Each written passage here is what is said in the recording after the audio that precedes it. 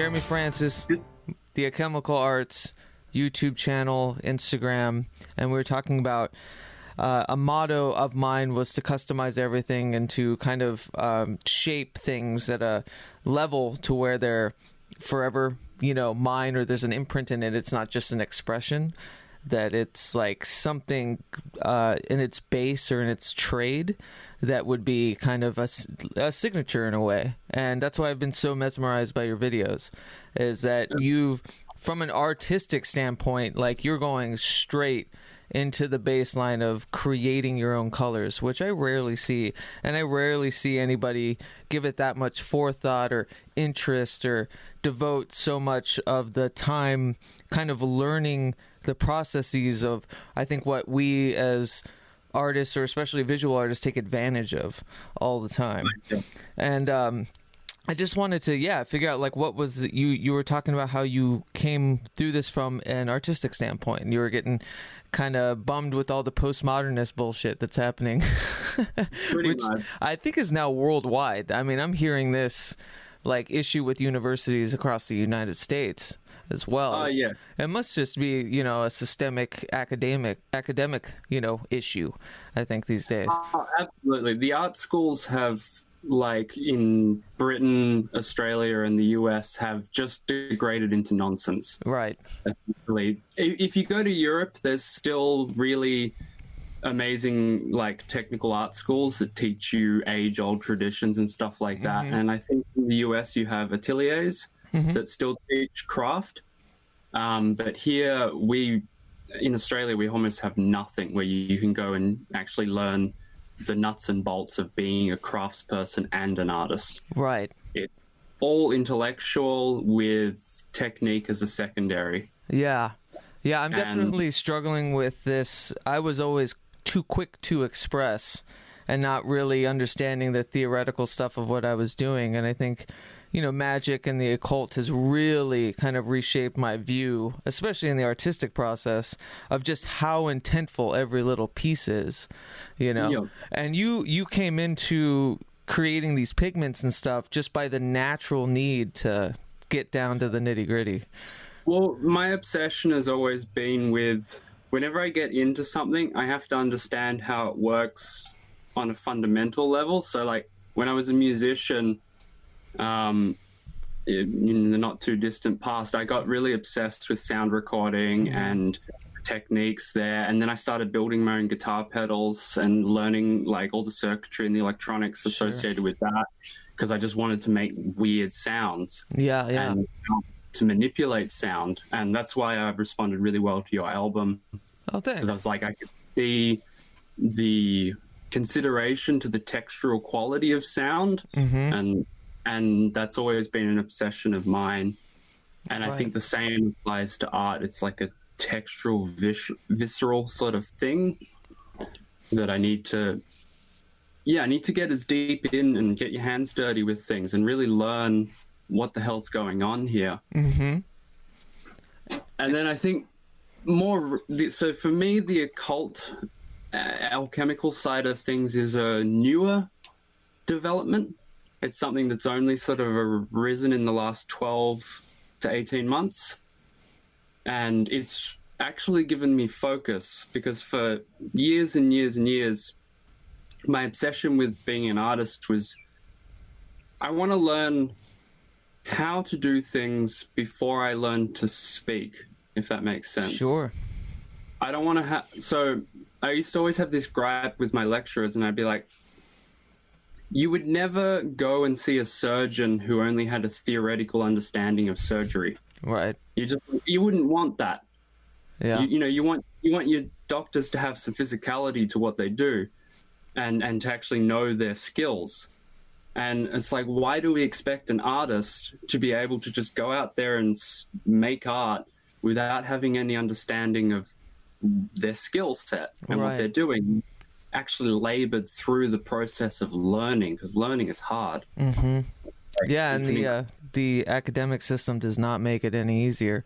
I was wondering if you had any insight as to, like, some alternative avenues for, say, folks that can't really break into the academic forums when it comes to this sort of thing. Because this is the thing I'm having trouble with too at this juncture in my life, is wanting to learn more, but feeling the resources kind of evaporate more and more as I get older, but also an abundance of them spring up elsewhere. So it's hard to delineate which ones I should be considering, you know, when there's such an influx of like Skillshare.com or all these other things.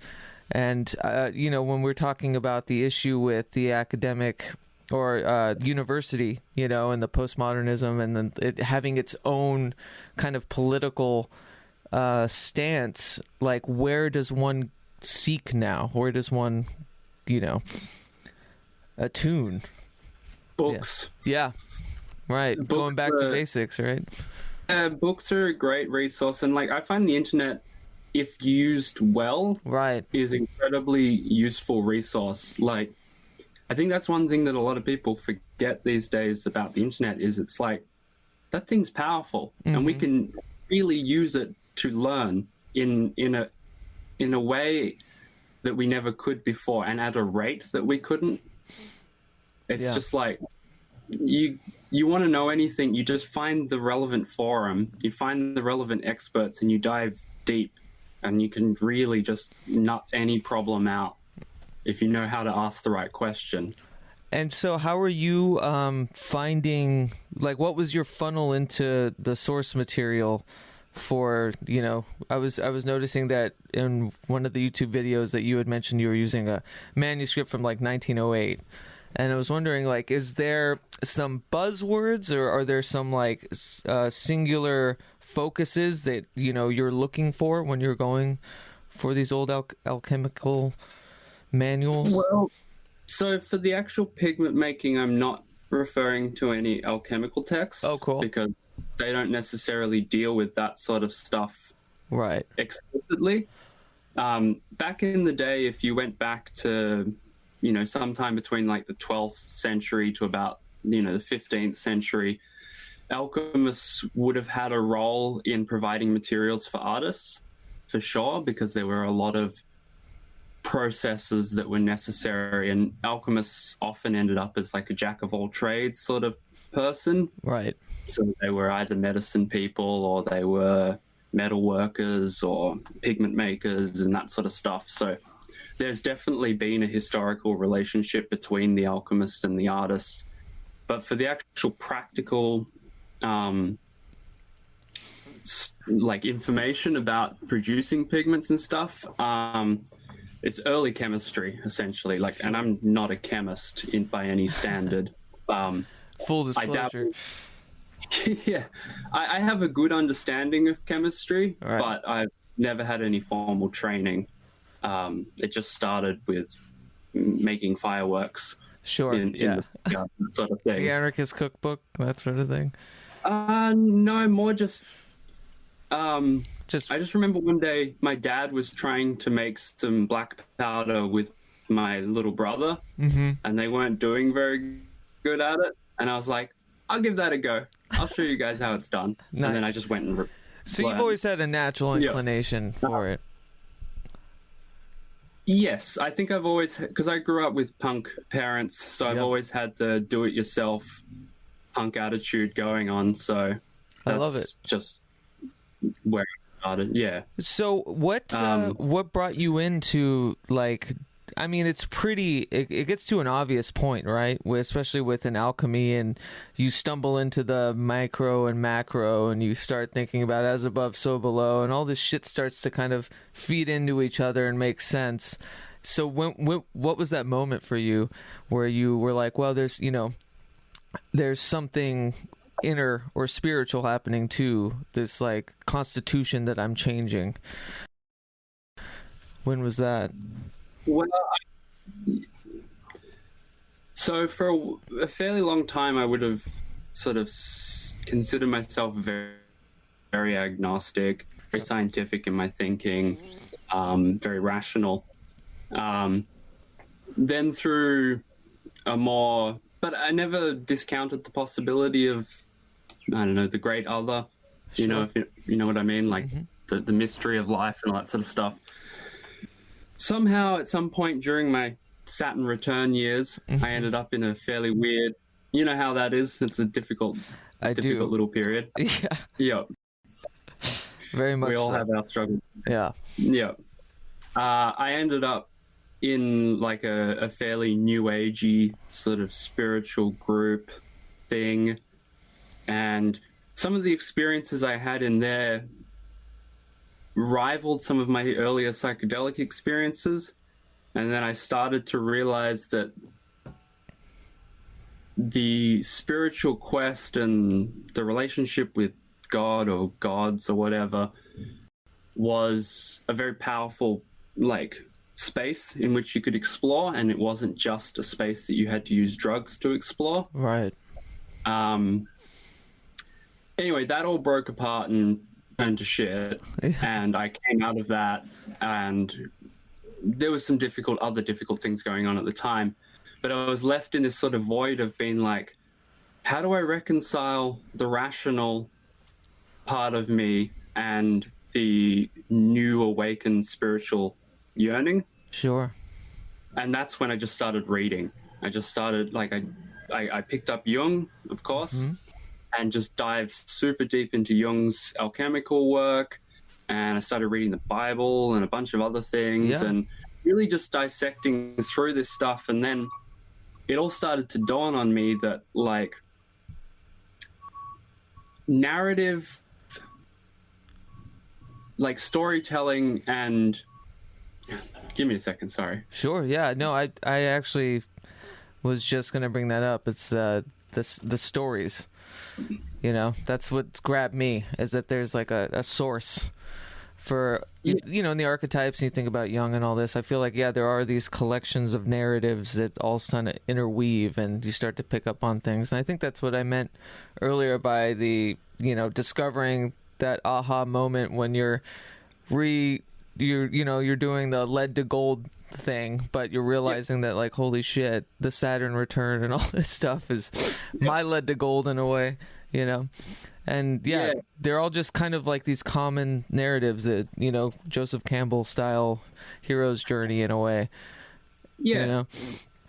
Yeah, and so I think it led me to this sort of need to explore intelligent discourse on the occult and on archetypal sort of patterns and great mythological stories, and realizing that human history was, especially like Western occult history, was just this beautifully rich, imagistic place of, like, I don't know, it was just a huge source of inspiration and fascination with, like, it was like a rediscovery of the soul of humans, you know? It's like we're consumers and political voices and reactionary actors in this big global world, and it's like, no, we've been at this project of humanity for a really long time, and there's so much we can discover about where we're at now through looking at the past. Right.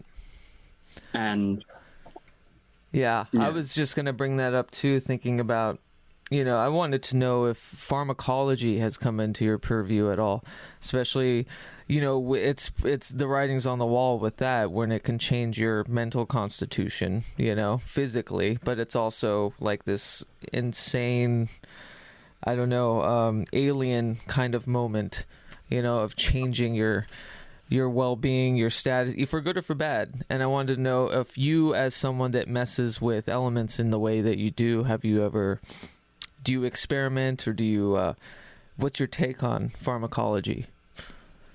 Yeah, well, that's, I have to be careful with what I say here in Australia due to our legal considerations. Oh, sure. Okay. Yep. Yeah. Wow. Look at me. I'm shooting from the hip over here. Yeah. But, I apologize. Yeah. Just prior to diving back into art, I took a bit of a foray into doing a lot of work with entheogenic plants. Sure.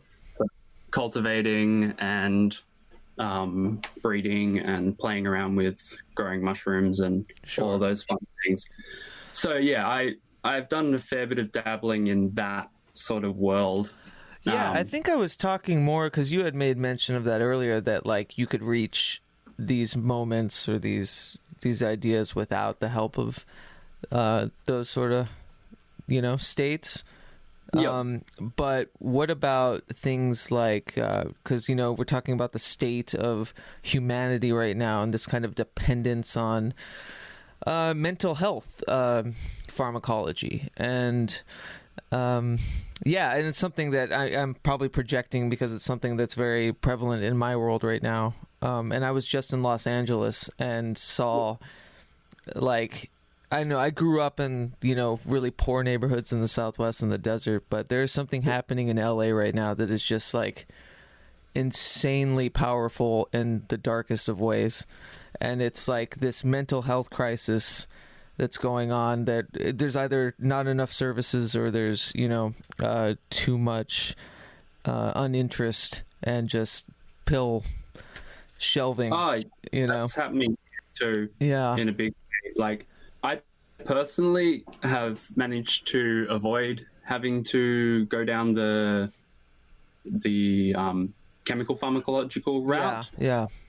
Which has been lucky, but I've seen so many interesting and complex effects on people around me and that sort of stuff, and their relationships to, finding pharmacological support for mental health and stuff like that. Right. Here in Australia, like, we had this thing that just absolutely shocked me not too long ago, was just the rise in people on antidepressants, and the overprescribing here is just rampant. Yeah. Which I assume you have the same problem in the US.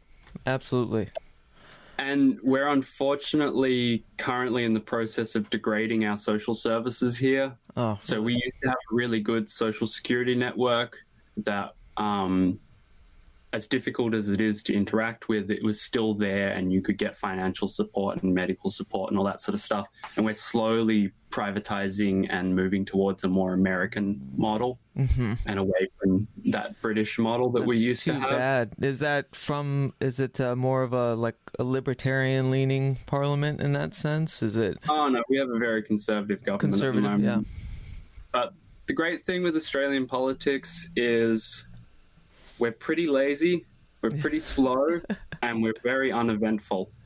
Right. So very little happens, but that means no news is good news. Yes. Yeah. Pretty much. It's stable. Yeah, because it's going to hell here. I'm sure you're very aware. Yeah. I mean, and then, I'm in a bubble too. Like I said, I went and I met Derek Hunter down in LA, and we were seeing friends and family in other areas where, kind of the ritzy sides, and went to downtown LA for the first time in years, and I was just flabbergasted by the amount of, destitute folks, and, just the complete trash of this Western civilization kind of at the end of its ropes. It's very visceral, and it probably come off and sound like a fucking spoiled piece of shit, because Derek lives there and he's doing great things, and he's rehabilitating people, and it's I don't want to put down anyone's city or community. It just made such a big impression on me, especially going through my own kind of battles, or I wouldn't say battles anymore, but just more my transmutation with pharmacology and mental health shit. And I was just wondering what that looks like in Australia. So I'm sad to hear that they're taking away services. They're just mismanaging. Yeah, we're just bad at figuring things out here. But no, I agree. I think living in Melbourne, it's the same thing. I live in a sort of culturally progressive bubble. Melbourne's a great place, and it's full of things happening, and it's got a great art scene, as cliquey and ridiculous as it is. Same here. Same with the music scene. Yeah. It's all happening, and we've got cafe culture coming out our asses, and all that sort of stuff. But we do live in a little progressive bubble here, where everybody's eco-conscious and thinking about issues and all that sort of stuff. But outside of that, like, our farmers are killing themselves and struggling, and all that sort of stuff. And it's tough. Yeah. Probably not nearly as tough as it is for you guys in the US, just because we have small population, large wealth, huge country. So, sure. We're like 22 million or something here in the whole country. What's the stigma? Is there a stigma of the occult? Is that pretty big out there? Is that still kind of behind the scenes? Is it still kind of weird, or is it in vogue as it is here now, in a way, especially among artsy types? I actually don't know. Yeah. I think among artsy types, there's almost no mention of the occult here. Really? It's all leftist, like, discourse and all postmodern discourse and all that sort of moment. The occult, I don't have much interaction with the occult. Like, most of my friends are either musicians or painters, or tabletop role-playing geeks. Sure. Yeah, totally. So I was wondering if you had like a community at all of people you're exchanging, kind of that learning process, That's why I think I was kind of really excited when I discovered your little podcasting triangle you guys have got going, and Eric and Alex and stuff, because I was like, these are the voices I'm looking for. These are the people I want to interact with, because I'm just like an isolated entity out here. Yeah. Well, we're glad to have you. That's awesome. Yeah, we lucked out. That was a weird happenstance. I lucked out. I just remember going to Google and being like, surely there's a podcast on alchemy that's not new agey, that's intelligent.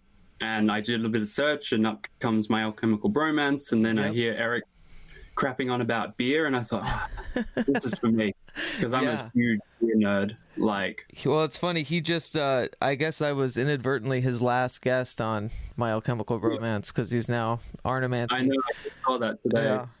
That's pretty funny. Well, at least I got my alchemical, guest appearance before he changed. But I wanted to ask more about your kind of, I saw you forge a Saturn talisman. Yeah, and I saw at the very end of the video, you had this beautiful chamber of like you're looking at it right now off screen. Yeah. I could tell. And it's gorgeous. And what kind of processes are you implementing this talisman with? Well, so that's the first stage of me starting to sneak the occult into my channel. Yeah. So I start with this being very pigment artist centric, because I think artists need a way in which to get a deeper relationship with their materials. So that's part of why I'm doing this. But also I'm starting to I think I'm going to just get weirder and weirder as things go on. Yeah, why not?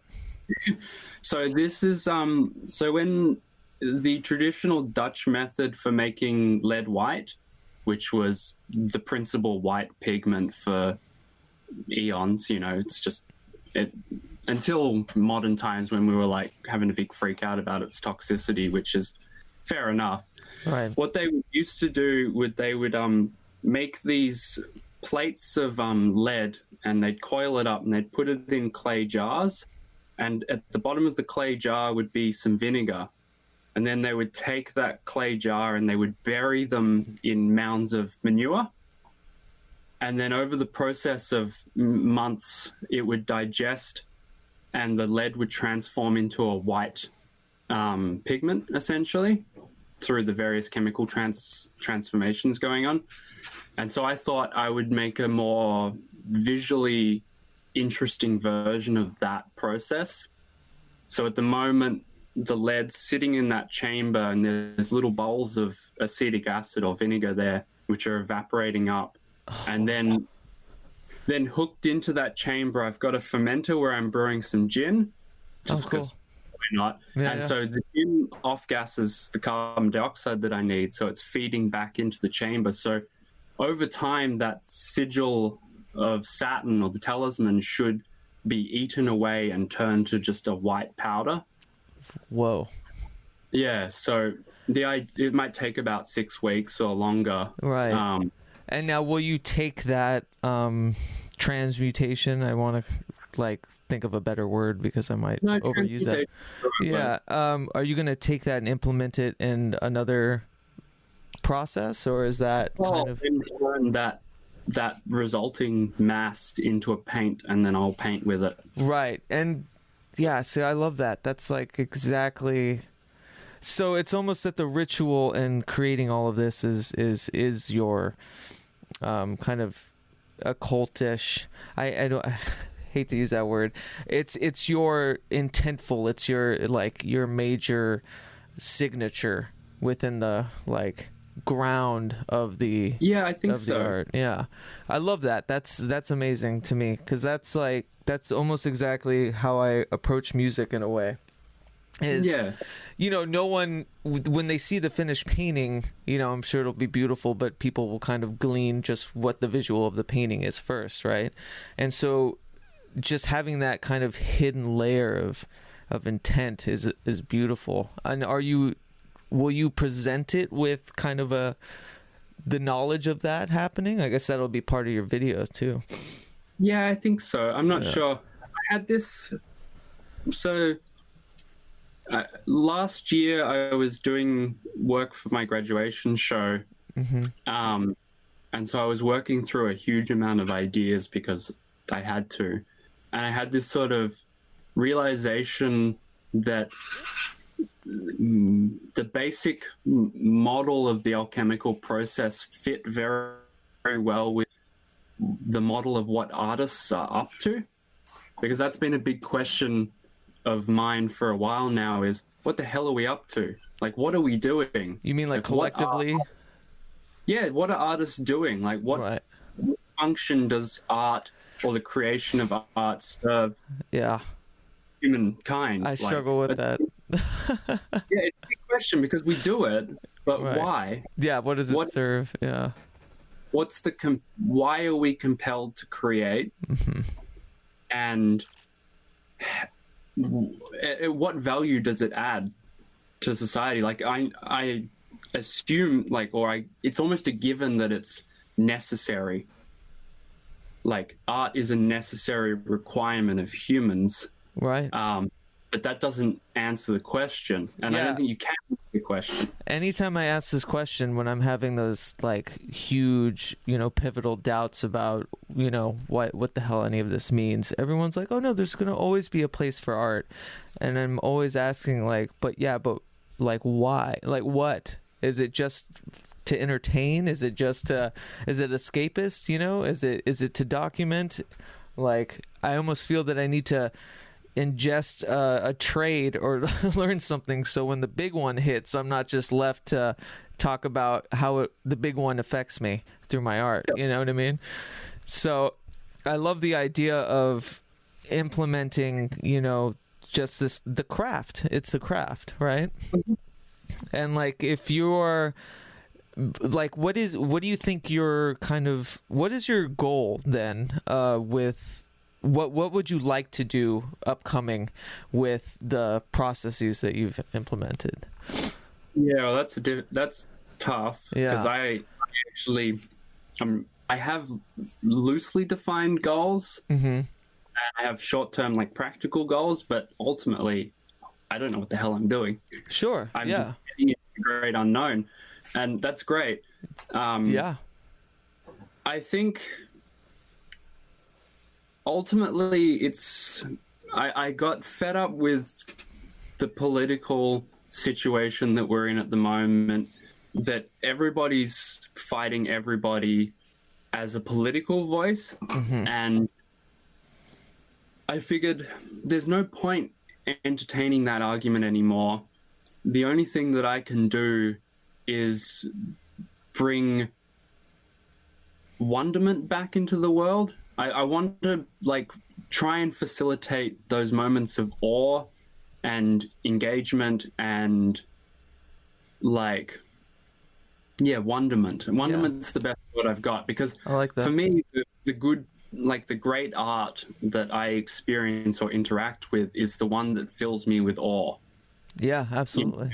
It moves me, you know, and it's that feeling moved by a piece of art that makes things worth living for. Mm-hmm. You know, and so we're not going to solve our political issues by yelling at each other or having discourse, and like there will always be a need for that. There's always politics, but we will, you know, we can improve the quality of people's lives through instilling things that genuinely move them, and however we can strive to do that, I feel is a valuable cause. Yeah, I like that, because I think that's what keeps me coming back is, you know, just flesh out the passion and like just, you know, suspend the suspension, if that makes any sense. Yeah. Yeah, and like you getting back into, I think you showcasing the process, like it is a bit of that, because that's what I think that's what I'd like to do, is just kind of celebrate the journey more instead of just, you know, what the outcome is, because I don't have an outcome. It's not, you know, it's not that cut and dry, and I don't think it should be. I think there's a place for pretension, and I think, you know, now it's almost needed, because in and of itself, it's, you know, you're intending so much when it comes to art, and I think the lack of it is in and of itself kind of pretentious, but that gentle medium of, you know, showcasing the like life documented within making something is almost more important than what is being made, you know? Yeah, it's a balancing act between those things, as with everything. Sure, yeah. I get struggled a lot with, because I can go the other route too. I'll get really obsessed with the minutia, you know? Really obsessed with the assemblage in a way, and I can lose myself in that, and it's that's my struggle. It's like finding that rhythm. I'm really bad at finishing works. Yeah, I'm great at like starting. I'm great at the early initial exploration and obsession, but then 6 months in of any obsession, I usually jump ship to the next one. There's like a weird courtship that's like really addictive, you know, when you're exploring an idea and it's not made manifest yet, so you can't have a judgment about it. It's still this like pristine idea of what could be. I can get addicted with that. I've been working on something for like over a decade that now it's like pulling teeth to finish, because it's so dear to me as just a thing that I'm always going to have to work on, you know, and it feels like a slow death every like page I finish or something, you know? Yeah, well, it's interesting you say that, because this is part of I had this sort of epiphany last year while I was doing these paintings and listening to a heap of, do you know James Hillman? I know of him, yeah. Yeah, he was a student of Jung's, and he has a brilliant set of work on psychological alchemy, but he talks a lot about colors. Like he had a big obsession with color and its symbolism and all that sort of stuff. But so I had this realization that if you map the alchemical process, so in sort of loose terms of like you start in the negredo, the black phase, and then you move through to the white, and then you have the yellow and the red, right? I realized that psychologically and practically speaking, artists are working through a similar phase. If you sort of, and I know this isn't traditional strict alchemy or even spiritual alchemy, but this is just the way I see it. Sure. Which is, I think one of the motivating factors to creating art, and this ties back to the mental health thing, is we end up in this place of depression, right? Which is the black phase. It's this utmost suffering and despair, and we're in this decay. Deep, we're in the decaying chasm of death. Like we're struggling through things, but it's in that place that the motivation to create is born. Yeah. Almost as a necessity to get out of that place, even though it seems ultimately hopeless when you're there. Oh, yeah, I would go as far as to say that I was addicted to that. Yep. That entire process, you know. It was like needing something to transpire, or needing not to transpire, but to persevere in a way. Yeah. But that's the beauty of the alchemists, was they said in order to get anywhere, one must make it black. You must start in the dark place. You cannot just leap to the final work. You cannot, you can't skip that stage. You have to go through the exile in the desert and the challenges there. But at some point when you're in there, you have an epiphany. Mm-hmm. You know how you have that artistic epiphany? And that, for me, was what the albedo, or the whitening stage of things was. It's like this blinding light comes down, this almost lunatic, that's why the moon and the white stage associated, is you end up in this like this kind of mad clarity where you've suddenly, when you see the complete work, you see your vision, you like, whether it's you're writing a song or coming up with a painting, and you see it in its entirety, and you're like, aha, that's what I'm going to make. Yeah, absolutely. The exuberance of that. But almost instantaneously after that happens, doubt kicks in. Yeah. You pull the floor from beneath yourself instantly. You're like, I must be crazy. Right. Like, stupid idea, or how I'll never be able to make that, or why would anyone ever want to see that, and all that sort of stuff. And instantly that beautiful epiphany that you had is just reduced to doubt and fear and just rubbish again. Yeah. And that's the yellowing. That's the decaying of the white. Mm-hmm. Think about all the pristine white things that, whether it's the white pages of a book or white teeth, as they all yellow eventually. Yeah. They all decay, they all yellow, and it's a necessary part. So it's synonymous with, being weak-willed or callow or yellow. You have to have that self-doubt. Yeah. You have to question your own epiphanies. Otherwise, if you don't, they just remain these lofty abstractions that you dreamed up in the night. Right. And if it goes straight to red after white, what does that say? Well, that's the thing. So the red is the embodiment. For me, as like, if you put that in the sort of artistic framework, that's the production of the work. Right. So the white is the idea, but the red is the physicality. It's the painting, it's the finished track, it's the film, it's whatever it is. It's the embodied state that is brought into the world.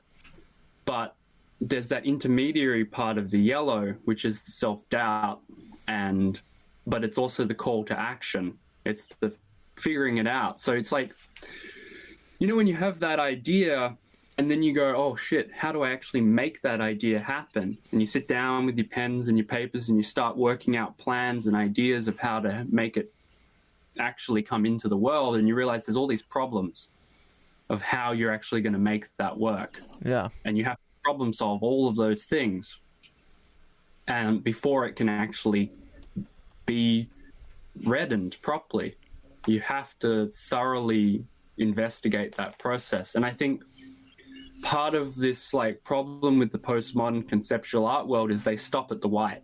They go, I had a great idea, I'm going to tell the whole world my great idea, but I'm never going to work through that difficult phase and actually resolve it as a real object, as a real thing to present to the world. Yeah. I'm just going to give you my lofty ideas. Yeah. They stop at the theory. Yeah. Not the practice.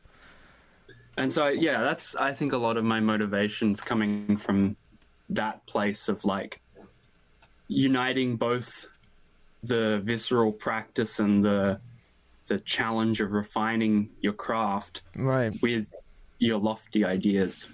Has it, you talked about the Saturn return, so I'm assuming that you've had the you've had altercations along the alchemical path in a way, not only inward, but I was wondering if you have you ran into some like physical like scares working with these materials. I had so I've had for a very long time like quite a lot of like sort of physical anxiety and like hypochondria. So I've always sort of like obsessed over like my internal state and whether or not I'm anxious and whether or not the physiological feelings I'm feeling are real or whether I'm just being crazy, and I'm a bit of both. Right. So the first time I did some work extracting mercury from its ore. Yeah. So, which I haven't yet done a video on, and I will. That was a fascinating process, getting the raw cinnabar, which is this beautiful red earth, and using sulfur and aluminium to draw out the mercury until you got purified mercury. It was unbelievably exciting process to do. Yeah, and dangerous, right? No, it's not really that dangerous. Okay. One, I was working on a very small scale, and two, I had all the various safety precautions in place and all that sort of stuff. Yeah. But nevertheless, as soon as I finished the process and the rush of like actually doing it had subsided, I started to get paranoid. Yeah. I thought, oh my God, do I really know what I'm doing? Am I a fool? Like, I just made mercury, and like, have I poisoned myself? And then just like circles of anxiety started to develop, and I started having panic attacks. And I spent 2 days having these horrific panic attacks and like feeling really dizzy and lightheaded, and just completely like, oh my God, what have I done to myself? I'm an absolute fool. Which was, I think, the necessary madness that the alchemist goes through with mercury. It turned out I had just an ear infection, and that's why I was feeling dizzy. Oh, so there was like an actual physiological thing going on. Yeah. It wasn't just all... so bad. Yeah. That's funny. Go ahead. But it was great. It was really funny in hindsight. I was like, oh, I'm so crazy. I'm such a nutter. What a relief, you know? It was a relief to realize I was just plain old crazy, not mercury crazy. Neurotic, not psychopathic. Yeah. It reminds me, I had a similar thing. It's funny how these episodes, like these almost like spiritual awakenings always kind of happen in conjunction with something that's probably pretty explainable, you know?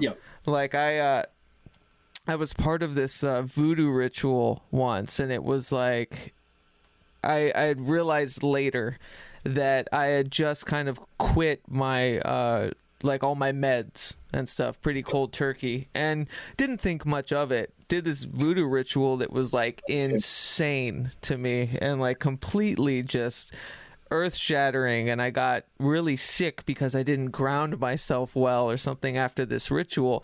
But it could be explained away as this, you know, physiological detox almost of all the, but at the same time, every major thing I have in my life that's like that could also probably be explained away in some physiological thing. I don't know what that is, or what you know, what my point is in bringing that up, or noticing that synchronicity. But no, it's funny you say things that could be explained away. I've been noticing this trend on some of the like alchemy Facebook groups and things like that, which I've sort of tried to interact with to see what's going on there. And there's this weird mismatch between like people thinking that like science just explains things away, or thinking that like unhinged new age thinking is the only way to approach things. And it's like, of course science can explain things away. That's what it does. It's a literalization of the world. It's like, there's this, I think James Hillman brings up this great moment. He's like, there was no such thing as litter until Descartes. He's like, Descartes invented dead matter, before that, the world was ensouled and full of things, and you knew the world through its qualities and its stories and its narratives and its archetypes. Right. And it's like, yeah, okay, science can explain things away, but science should be viewed as like a razor-sharp scalpel. It's a good tool.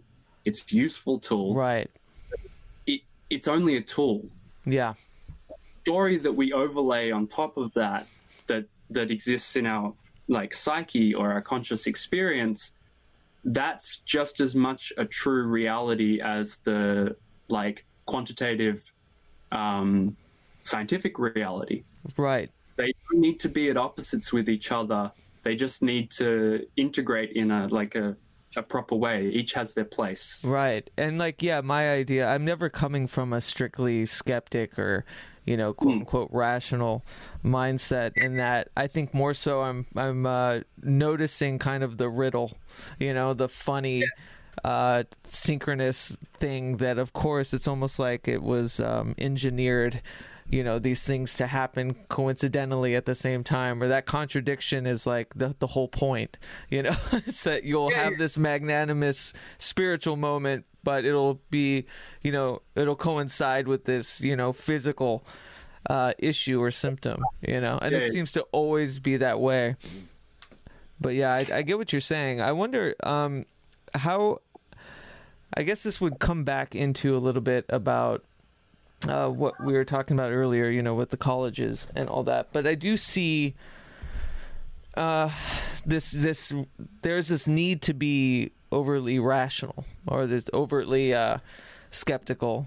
And like you were saying, there's also this, you know, people are saying to go full woo with things, you know, and without, I was talking to somebody recently, and it seems the problem is the more you get to learn these things, the more you study and the more you notice these certain things, none of it is, you know, obvious. None of it is explainable either way all the time, right? And I was wondering if you've had situations in your life and on your road where it shattered kind of your rational thinking or your woo thinking, either way. Yeah. I have to think about that. Yeah, we can circle back. I know it's kind of a loaded question. Yeah, but in terms of that balancing act between being overly rational or, you know, so open that all ideas are fair game. Right. Like, I was having this argument with a friend of mine the other day who's way more rational than I am. Like, he's a lawyer and all that sort of stuff. Sure. And he made some scoff remark about how, like, the Bible presents a good, like, practical manual for wrestling angels in terms of Jacob wrestling the angel. And he's like, it's so ridiculous. And I'm like, I instantly sort of stepped in and was just like, there's no way people saw that. Well, not necessarily no way, but I highly doubt that people saw Jacob wrestling with the angel as a manual on how to wrestle an angel. Right. Right. It's literal. Yeah. It's a metaphor, because if you think about when you interact with an angel, which is a higher principle, you wrestle with a higher principle. Yeah. Like, you don't just like enter the space of angels and get illuminated and have a great time. That's a hard place to enter. Yeah. You know, you know what it's like to wrestle with these higher ideals or these spiritual moments. They're never pleasant journeys. Even if they're full of euphoria, they're still challenging. Oh yeah, absolutely. And that's why Jacob's in the desert when he's wrestling the angel. It's like, no, right. He's in the way, you know. This is the conflict. This is the like the apex, you know. I love that picture it paints, though. It's beautiful, and it seems like it's always so translatable, you know. Just hearing all these different vectors kind of together, where it's, you know, these archetypes, where, you know, if it's the setting and then the angel in the desert, and that shit just, it transcends, you know. And what you were talking about, you know, earlier with stories and these narratives and finding this connective tissue, I think the Bible is sorely overlooked, in that sense, you know, especially in this community. I do have friends. I have a friend that just became a pastor, actually, who started out as like a Enochian magician. So he went extreme to it, but I'm seeing a bit of a reverence, I think, for the alchemical side of, you know, what the biblical story is, you know, little by little. If you look at alchemy pre-Christianity, it's a lot more of a craft and also a paganistic sort of symbol system. Right. And if you look at it post-Christianity, like most of the Renaissance and Baroque alchemists were deeply Christian. Like, they were all working within a Christian framework. Right. They were heretics, of course, but even the Christian church, to some degree, acknowledges the necessity of a heretic. Like, good. Yeah. Maybe less so these days, or less, you know, but at one stage or another, the heretic is an essential function of spiritual development, and, you know, they update dogma, essentially. Yeah, absolutely. Test the limits and the bounds, right? Yeah. Yeah. Do you have a daily practice, like outside of, say, the meditative, you know, ritualistic art of making these pigments and whatnot? Do you have a daily practice to kind of get your psychic self out there? At the moment, I don't, except when I'm working. Yeah, which is a huge one. I mean, that's, you know, that's not to be swept under the rug. I think that's a major practice. When I was in the New Agey group, I would meditate, 2-3 hours a day kind of thing.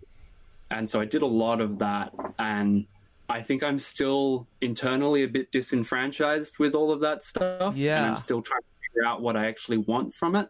Yeah. Where I was at in that group, we had a guru and we had all that crap. Oh, really? Yes. I would almost say it was verging on cult. Okay. Right. But, is it a popular one, or? No, not really. There's only about 50,000 people worldwide that do it. That's a big one. There's a community in Asheville that are big. Yeah. Oh, cool. Okay. Yeah. I'm always interested in those. I'm always interested in the subscription, or the idea of subscribing to something and following something that suit. Yeah. Not that I think it's wrong or look down upon it. It's always fascinated me, because I think people like the direction, Yeah, I think I'm suspicious of anyone who comes to you with a plan of answers. Yeah. And a way to get there, because that's never going to be the case. Right. I think I like the notion of trust people's description of phenomena, not their interpretation. Oh, I like that. What's that from? Oh, Just an old adage. But it's essentially this idea that when people tell you the stories of what happened to them, they're usually telling the truth, whether it's UFOs took me or, right. I had angels come down. It's like their description of what they saw and experienced is usually true. Mm-hmm. Their interpretation of why they think it happened or what they think was happening is what's usually a confabulation of some sort. It's like the old Art Bell rule with Coast to Coast. Yeah, just believe everything that they're telling you, from their experience. Yeah, I like that. I think there's a lot of beauty in that. And I think, I don't know, recently this has come up a lot because I have friends that are kind of writing texts and are verging into areas of struggling with their knowledge of agnosticism, or like the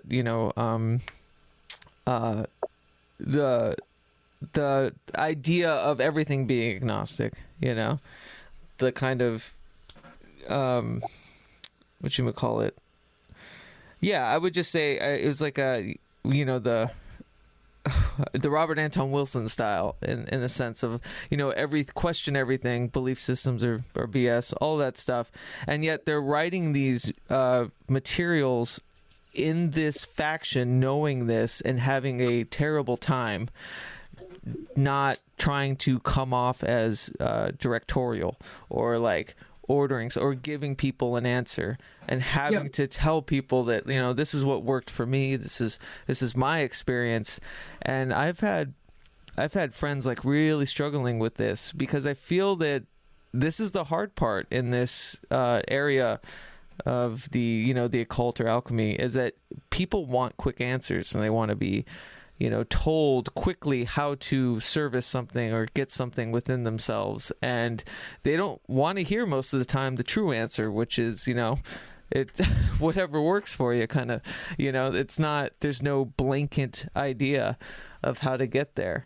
And so are you familiar with Terence McKenna? Of course. Yeah.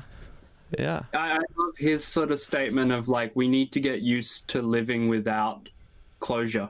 Yeah, exactly. He's like, big thing is like, a mystery or a mystery is not a secret that hasn't been told yet. A mystery is a secret that can't be told. Right.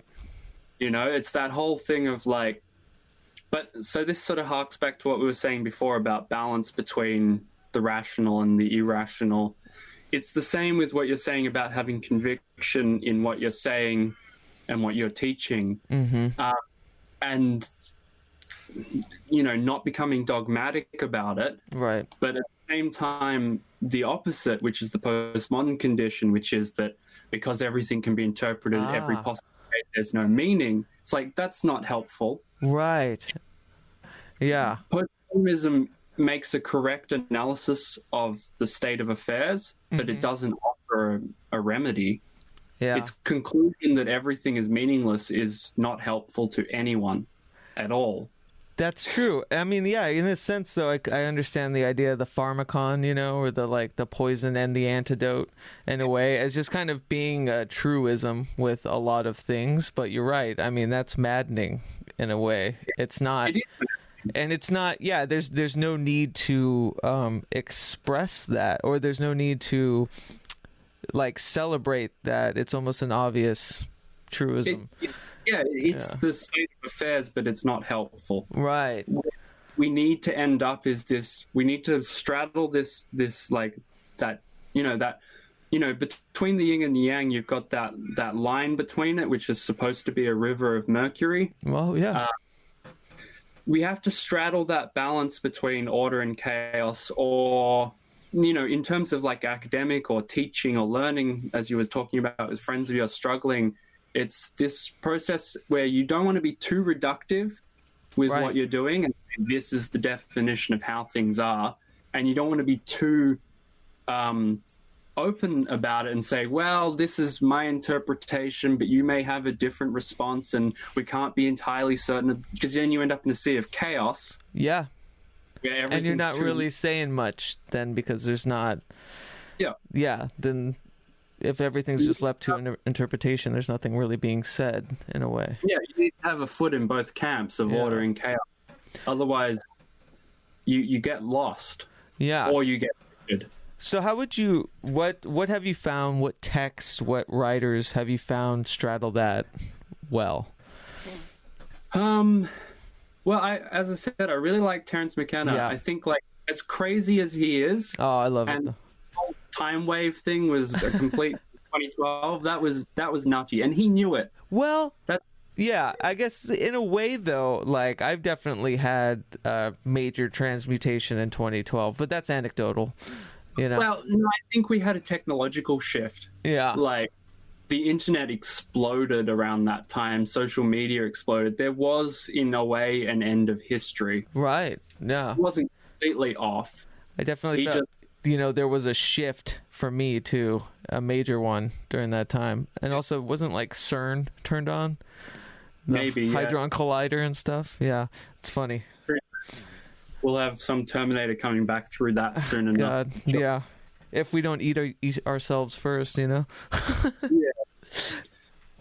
So, like, my influences for this sort of how I ended up here was I started really getting exposed to alchemical ideas through Terence McKenna, even though his interpretation of alchemy is not academically rigid.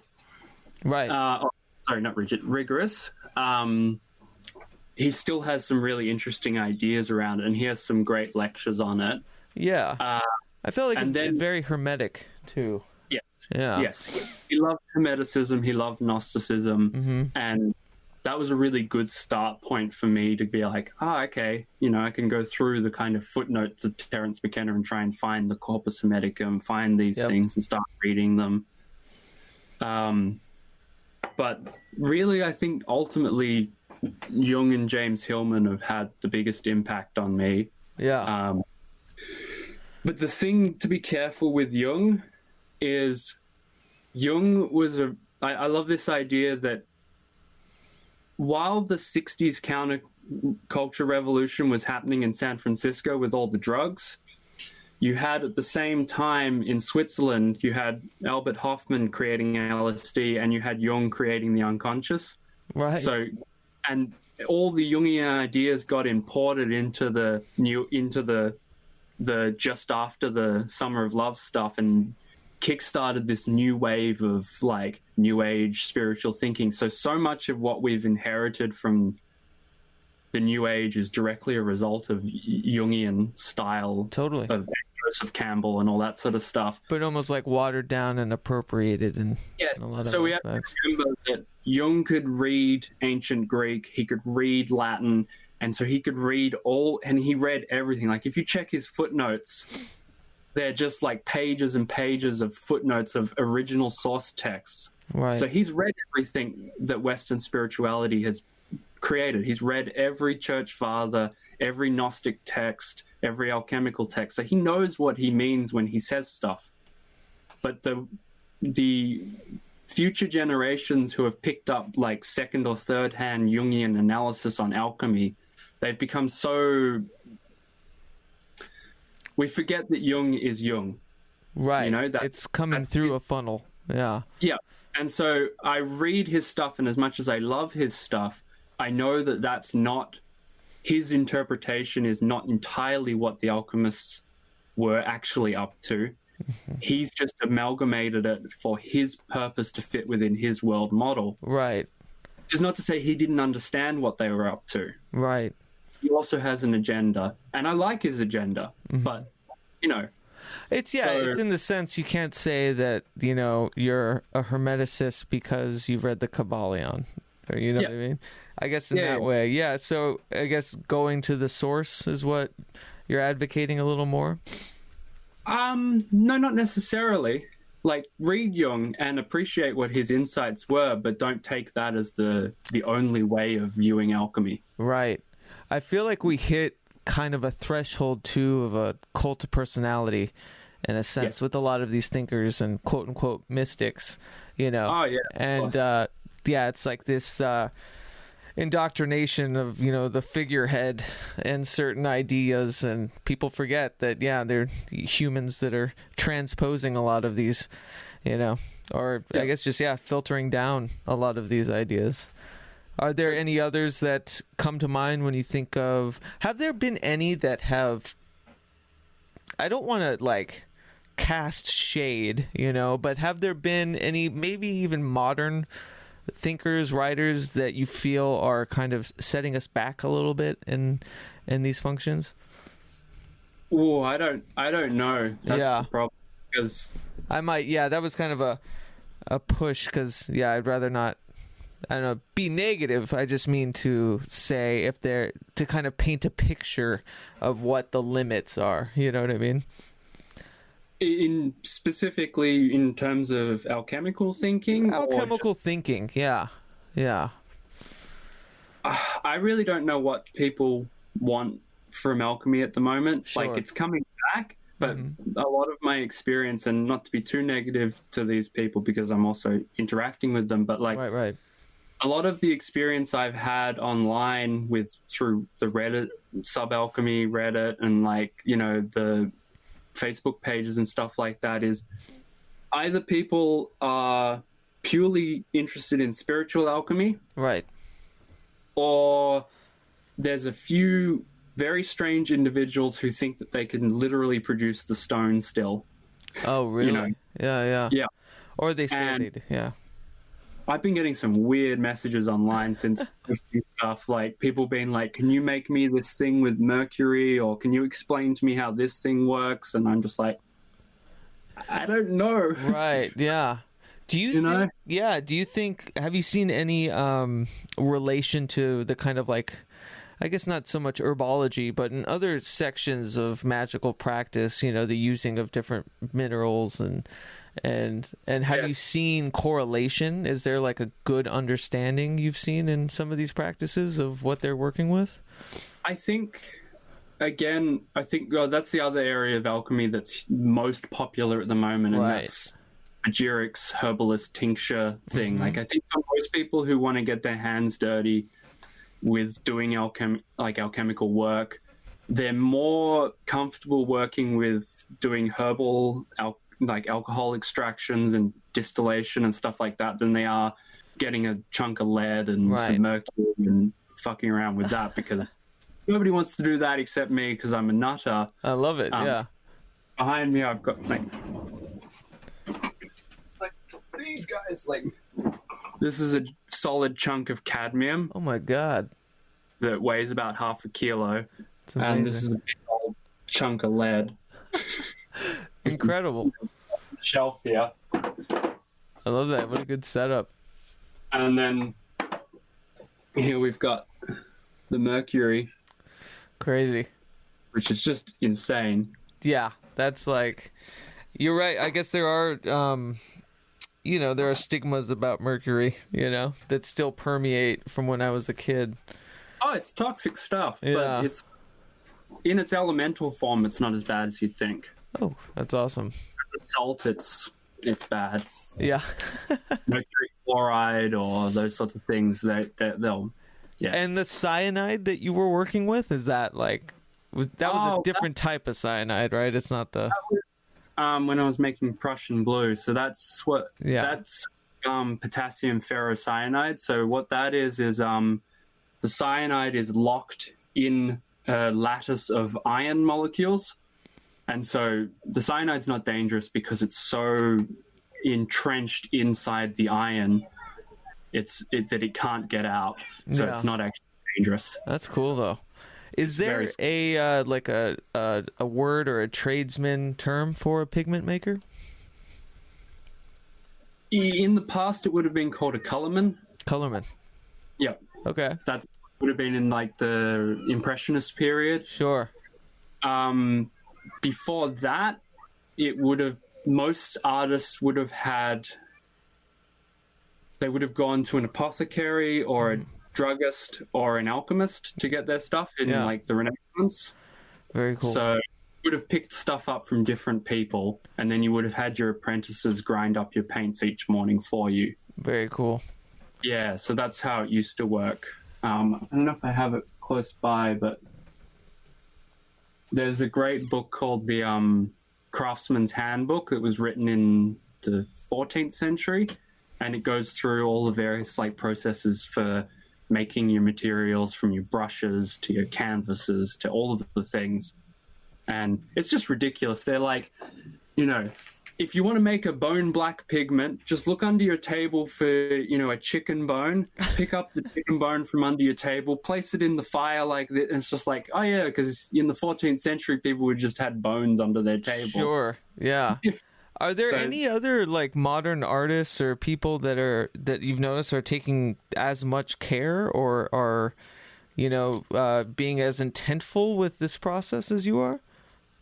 So I'm really lucky that here in Melbourne we have a paint making company that I'm beginning friends with the owner, and he takes a lot of care into the paint that he makes. And he's done a few exhibitions and just released a book about the history of color and pigments and stuff like that. Yeah. So when he's less busy, I'm going to do some collaborating with him and discuss some things like that. So there are people around the world. Right. So for a lot of this stuff, it's either the pigments are made in Europe by people who have been doing it for hundreds of years and they keep their secrets super guarded, or they're made in China in giant factories completely impersonally. Right. That's what I assumed most of it was. Yeah. Yeah. So that's kind of the state of affairs, and we're moving away from the historical pigments to very high performance petrochemical based pigments. Wow. So most modern pigments are derived from like petroleum or organic chemistry, and completely synthetic, but they are less toxic. So there is an advantage there. Well, that's cool. Yeah. How have you, I guess, my kind of last question, it's kind of a big one. How has this process translated into your everyday life? How are you being affected when you're not creating these colors, are you looking at the world in an especially different way, or is everything a bit more meditative in a sense because you're seeing it in this alchemical idea? I've always looked super intently at the world in terms of its colors. Yeah. It's been a long obsession of mine. That's, as you asked before, what are my goals with this? And part of it is to really bring people into that deeper relationship to color and its symbolism, because I think as the world has modernized, we have way more color in it than we ever had before, and we're oversaturated. The thing that's really changed for me is actually a negative reaction, not a positive reaction, which is I'm noticing how bombarded we are by color as we walk around, magazine covers and posters and TV screens and neon lights. It's just constantly in your face hyper color too. Right. Nature doesn't necessarily produce color in the tones that modern plastic world has. And so it's actually, I'm trying to figure out how to, because we've become desensitized to color. Because we used to know the world through color. And I think that was another great alchemical dictum, is a change of color is a change of essential nature. So, when you look at a human's skin, we know the health and the condition they're in based on the color of how it is. Are you yellowing? Are you pale? Are you overly red? You can tell the health of someone through the color. You tell in nature whether something is dangerous or attractive through color. Right. It's a super important psychological mechanism for navigating the world. But now that, and we used to color our objects in ways that was meaningful, if that makes sense. The reason something was colored a particular way had symbolic implications. Sure. Now your garden chair is bright green or bright blue, or your whisk. Why is your or your cooking utensils? Why are they bright yellow or red or blue? Or sure. There's no reason or method to it. It's just plastic things can be whatever color you want, as bright as you want. Yeah. I feel that we've become really desensitized to the potential relationship we can have with color because we're just bombarded. It's also psychological tactics, right? And color coding, and oh my God, the fast food shit with yellow and red and inciting hunger, and it gets creepy in that sense. And I guess it's something that I've always kind of noticed, that maybe there is an intent to color things, but it's kind of nefarious in its way to do so. It's hugely manipulative because I really think that color symbolism is one of the oldest forms of symbolism that we have, because, as I said, it's how we knew the world. It's almost, I would say it predates our relationship to star symbolism, mapping of astrological symbolism and stuff like that, because even in before in primate form, think about how all the animals know the world through their interaction with the colors of things. Right. And so when advertisers use color to manipulate us, they're hitting us on very deep old circuits in the brain, and we aren't capable of registering the fact that we've been manipulated by color. Yeah.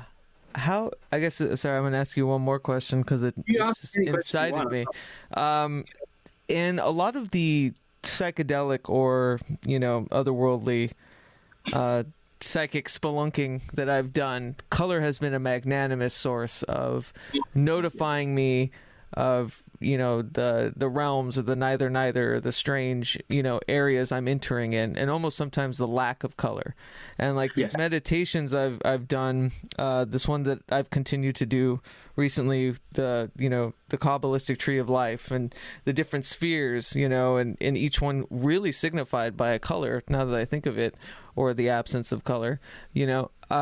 How it always kind of reminded me that what we see in this somatic reality is this certain resolution and these agreed upon colors of this certain resolution of 2020 and the sky being blue and all of that. Do you think that there's something to be said about these trans-dimensional wayfaring is something as easy as kind of changing the color of how you see things? Or do you think there's a big correlation or something that kind of simple when it comes to kind of shocking us out of this shared somatic thing as color? So you sort of talking about how the hyperdimensional space is hyperdimensionally colored. Yes. And I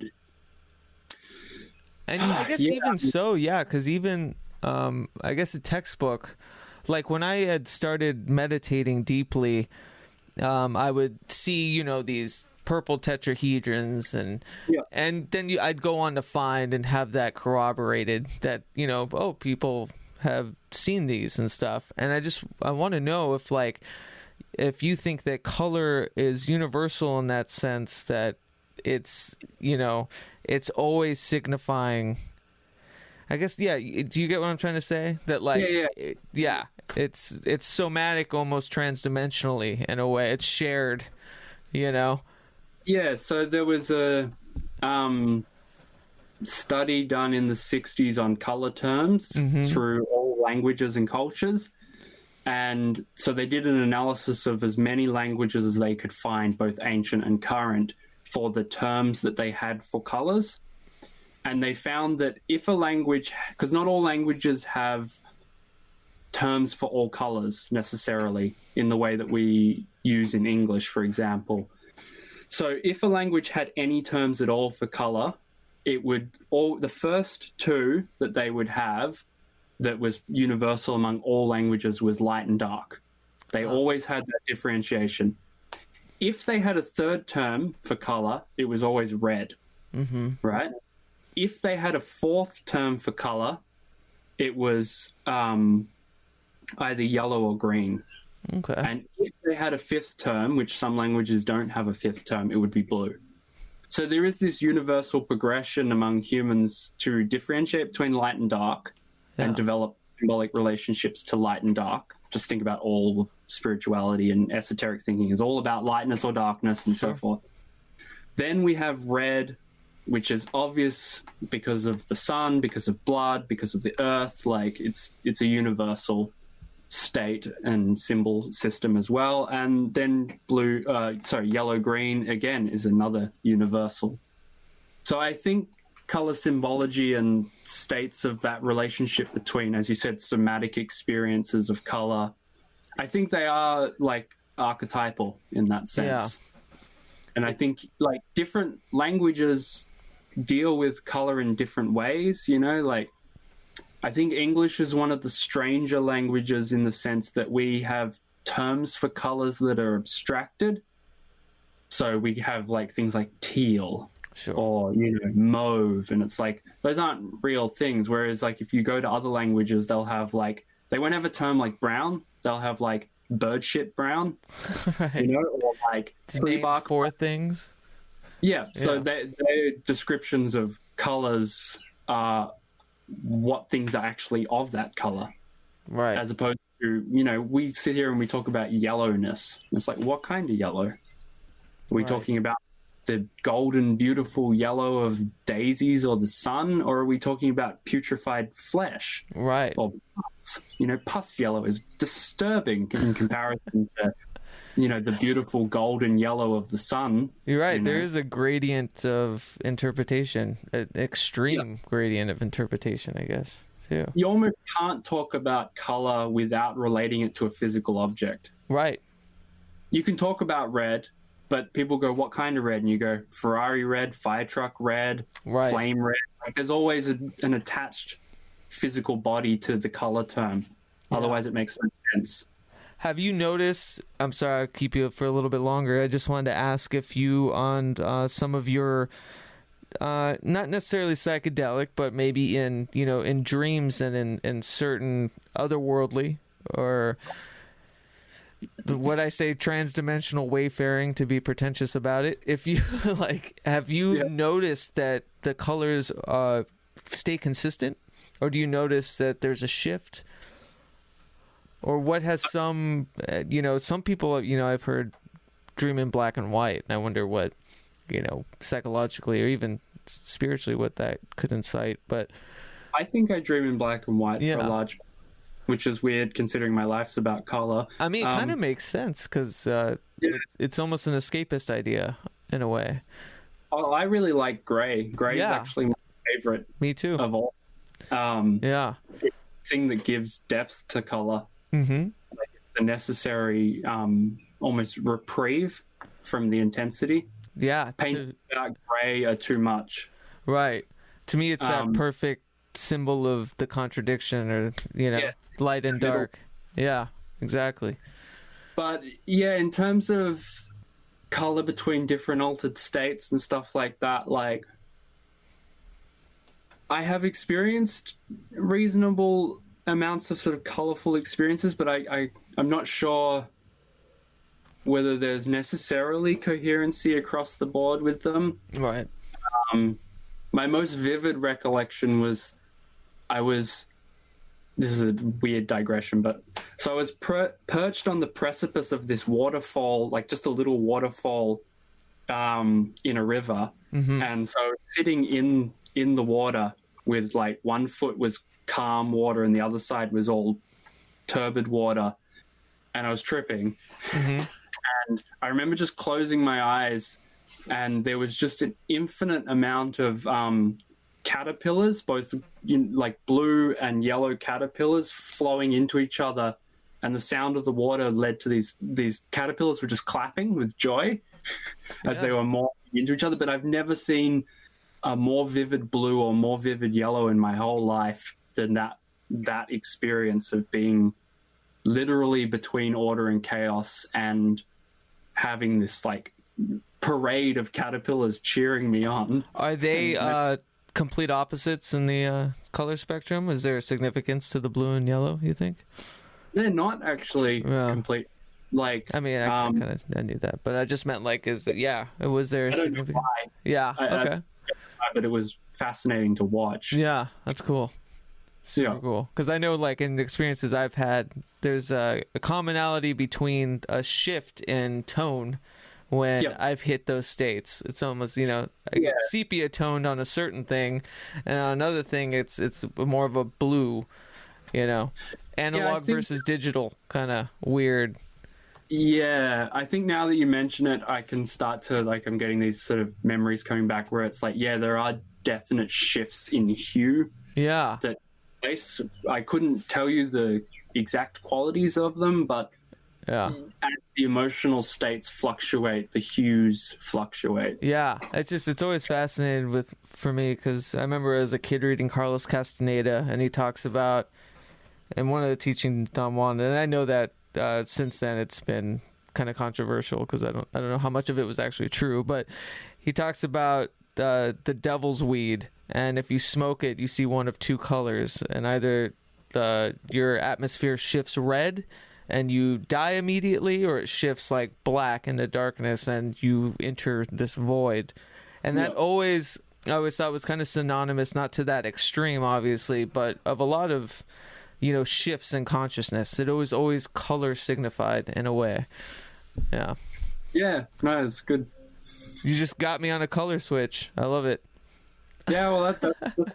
And I'm constantly probing people around me and being like, what do you think of this color? Like, tell me what it does to you, because and people always like, as a kid you always got to ask that question, like, what's your favorite color?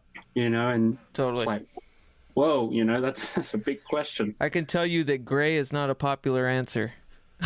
You like gray? Yeah, I used to get that all the time.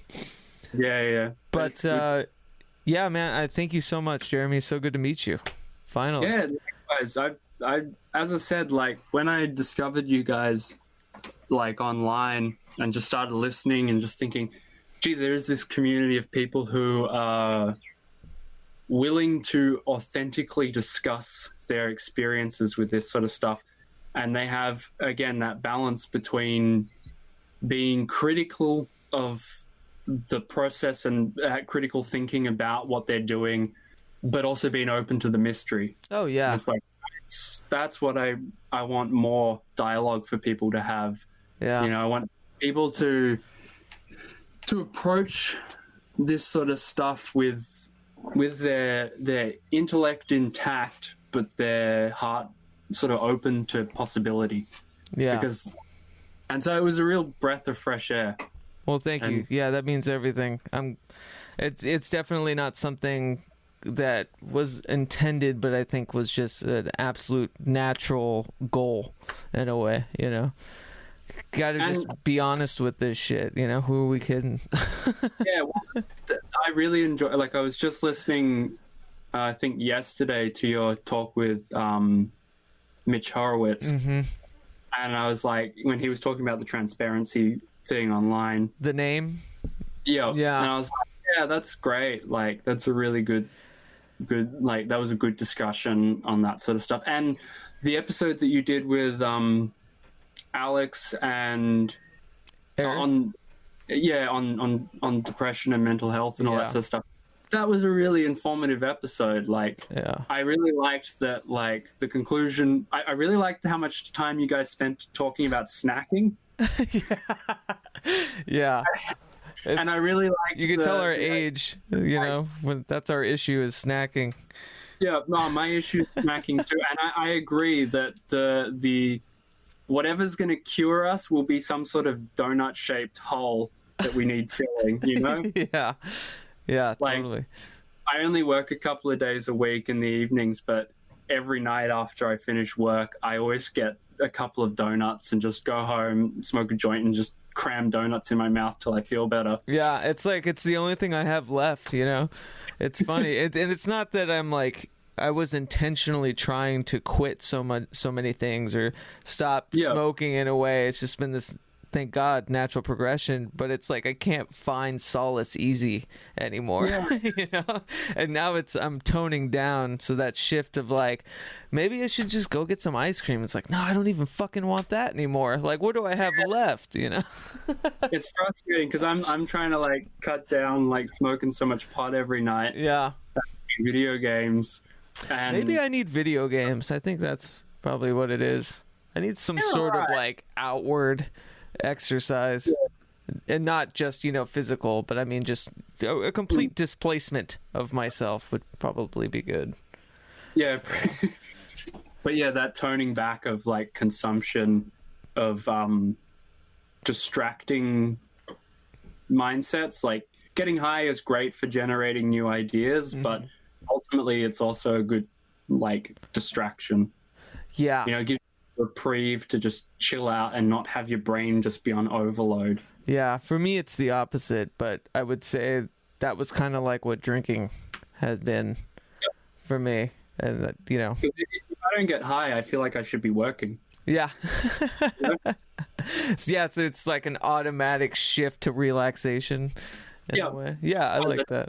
Relax. It's just like, I don't know what to do. Yeah. I should reading, should be doing academic things, I should be it's just then the stress of productivity. And it's like, no, you can't be 100% productive all the time. Otherwise yeah, what the hell are you doing? I think that's what I'm learning. I think my big takeaway has just been, it's hackneyed, but in a way it's presence, and just kind of just really enjoying sitting with that feeling in a way of reminding yourself of like how not dire shit is, like I need to do something with myself. It's like, does it matter? No one gives a fuck. Chill out, In a way, that's been my mantra, is no one gives a fuck, and it's just been calming, Yeah, I'm in the process of preparing to enter that space of being comfortable with just being, as opposed to obsessed with doing. I think that's the surrender part. It's not even like, you know what I mean? It's just like, I give up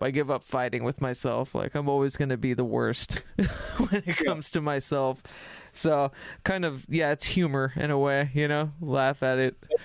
I think I'm really indignant to that at the moment too, because so much of what happened in that new agey sort of group that I was in was all like, surrender to God, surrender to the and I'm like, I'm not going to fucking surrender to shit. Word. I've got to play. Yeah, I know. I used to keep, like, I used to revere being stubborn. Thought it was, you know what I mean? And I still do to a degree. I think that aspect of me is funny in a lot of ways, but I've definitely fell into the foul swoop of it for long periods, of just that incessant fuck you quality that I have to like myself and outside of, you're not going to tell me what to do, but especially I'm not going to tell myself what to do. But yeah. No, this has been good. I really enjoyed this. Yeah, thank you so much, man. It's great to meet you, and let's do this again. I mean, I feel like I've only hit the surface. Yeah, I feel like I like just general nerves was harder to get the flow of conversation, but as we went on, it just became more natural and that sort of stuff, which I enjoyed. Cool, man. And this won't be the last time. Yeah, no, definitely. I'd love to come back and keep doing this. I also had some crazy ideas in the future. I'm wanting to do, because I'm really into technology, as well as all of this archaic stuff. And I really want to get into making VR versions of what I'm doing, but I want to bring the camera inside the experiments. So this, So this crazy idea of like being inside all of the transmutation and making these sort of video collages of like all these weird processes happening. And I would really love in the future if you'd be interested in collaborating with your music and textural sounds with these crazy VR worlds that I want to create. Oh my God. Yeah, absolutely. That's a dream. I would love to do something like that. Yeah, because I think virtual reality is going to become a big art form. Yeah. And I think for like weird occult practices and magical, like hypersigils, as you call them. Yeah. Real possibility to make some strange worlds. I love it. I'm coming around to it. I've been struggling recently, kind of finding that gentle balance between being overly having technology kind of drive so much of my day. You know what I mean? And I'm coming around to understanding like what my relationship needs to be with it, and I think something like that really would inspire me to, like investigate and to be, almost adventurous with it. That's the weird thing with technology. Like here we are talking on the other side of the world. I know, it's insane. In real time. You're tomorrow right now. Yeah. You're my tomorrow. Yeah. That's insane. Yeah. We all carry around like a smartphone in our pocket that's like 100 times more powerful than the best computer 30 years ago. Oh, yeah.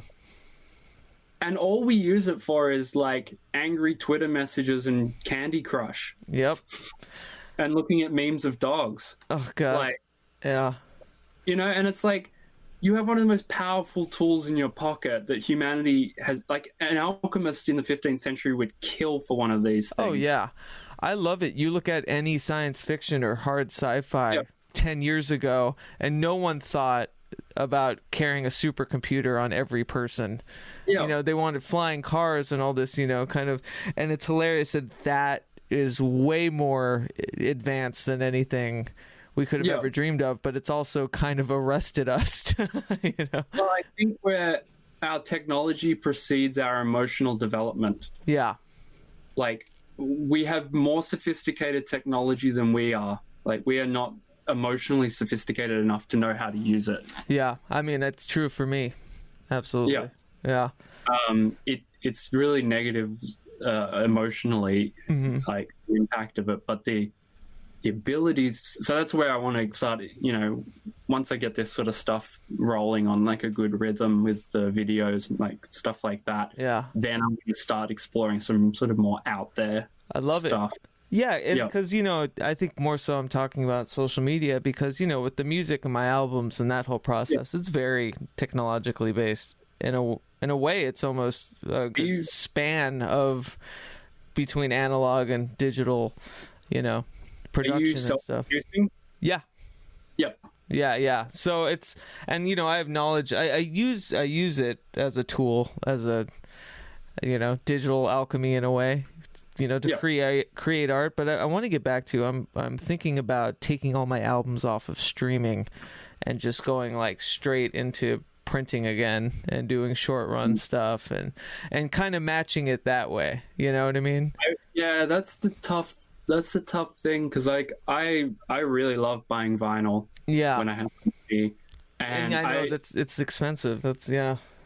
And I still had a cassette Walkman up until like 2010. Yeah. And like, I resisted getting MP3 player forever because I love tape. Yep. But it's that weird balance between like all art is to be found on social media. So if you're not there with the rest of the party, you get lost. But then before all of that existed, people still had their work out there. I almost feel like I'm already lost in the shuffle. It's like I almost feel like in a way I would be gaining more personally and creatively just to go the complete opposite direction. Yeah, like maybe there's a need for that reaction to realize that social media is not the make or break of your career, that there are analog and organic forms of getting your work out there. And maybe social media is just a place for these kinds of discussions. Yeah. Also, there's something to be said about interactive art and, doing... I have a friend that's creating, like, music with little games, like 8-bit games. And I love that. And, like, your VR idea. So I think that's a beautiful prospect for it. But I think just that whole... creating something, putting all that time and energy in to be played on a website, and you know what I mean, and that's all it kind of does, or it goes to streaming platforms and isn't really like made manifest in a way. It just kind of lives in this circuit. Yeah. I don't know. That's part of my I haven't really like promoted it yet, but I have like all others. I have a Patreon as well. Oh yeah. But part of my thing with Patreon, like I noticed with a lot of people, the only thing, like I know it's just people are happy to just donate for the fact of people still just keep creating, but like the reward system that people would often offer in Patreon was just like either early access to videos or like all of the junk that they didn't decide to put in the main videos that they're releasing you guys. Right, the unedited... other thing. Yep, I'm guilty of that in a way, for sure. Well, yeah, we all are because we offer something more. But like, I've made a really strong stance with my reward tiers in there of being like, if you subscribe, I'm going to send you pigments. I'm going to send you stuff like little samples because I want you to have something physical. Yeah. As you're saying with like your music, you want something physical or tangible rather than just this like digital sphere of. Right. It's literally just an idea. It's a crazy interactive idea if it's just in the computer. But we were doing that with We the Hallowed. We were like creating zines and trying to do it that way. And then it just kind of got to a point where I was experimenting. I don't know. Like I'm still figuring it out. The tier thing is hard, but I have a friend who's you donate $1 a month or you donate $5 a month, it's because you like my shit. I'm already giving you stuff, that's fine. I don't have to like give you something for that tier in a way, which I'm seeing a lot of different ways work out with that. But yeah, what is your Patreon? Are you going to promote it? I will. I'm working on a little promo video at the moment and things like that. Can I include it in this episode? Yeah, of course. I'll send you all the links for all the stuff. But everything I do is just under the Alchemical Arts. Cool. Except I think Instagram, which is still under my old handle. Jeremy Francis Art? Yeah. Yeah. And then the Alchemical Arts, that's patreon.com/the Alchemical Arts. Yeah, and YouTube is the main space that I'll be releasing stuff on. And there's a Facebook page as well. But awesome. Yeah, I'll have that all linked below. Yeah. And send me anything if I forget. You know. Okay. Or anything, not that if I forget, if you forgot to mention in the interim. And if you process the audio from this and after you've released it, I'm happy to put the audio up on the channel too and send people your way. I mean, I'll give you all the raw if you want to. I have no problem with that. I'm happy with whatever you edit. Okay, cool. Well, thanks so much, Jeremy. It was good to meet you, man. Yeah, likewise. Yeah, have you got more music coming out? Or yes, working on more of a live situation right now. So, okay, yeah. I think it's been a year since I put out Cactus Crown, and I kind of, I'm trying to get more into playing out again, and we're working on something that's more multimedia, video and stuff. So, yes, it's coming. It's just playing it close to the chest, you know. Yeah, nice. Yeah, because I've given the album a good 30 or 40 listens. Oh, awesome. I love it. Oh, that's awesome, man. That feels great. Yeah, I will send you a bunch more too, and just give you everything I got. I appreciate that. But yeah, we should definitely talk again. And just keep in touch for sure. Yeah. Yeah, and also I'd like to with this, I hope to I do little articles, with each Pragmagick episode, but I think in this case I'd like to showcase the YouTube page too. Yeah. And I was going to say, if any in the future when I get a little bit more established, if any of the artists within your collective want materials that are alchemically prepared, I can work towards doing stuff like that. And if you want to post anything through We the Hallowed, I will set you up to do that. Yeah. I'll get you a login and everything. More about that in the future. Totally. But yeah, I'll figure that out this week. Sounds good. All right. Thanks, man. We'll have a good full day, right? Yeah, I'm about to just get down to some work, I think. Cool. I've got... What am I working on here? This is some... a plant root that I've been digesting and fermenting for a few days to try and make a crimson pigment. Cool. So... Very cool. Play around with that. Awesome, man. Well, have a good rest of your day. I'm going to wind down. Yeah, yeah.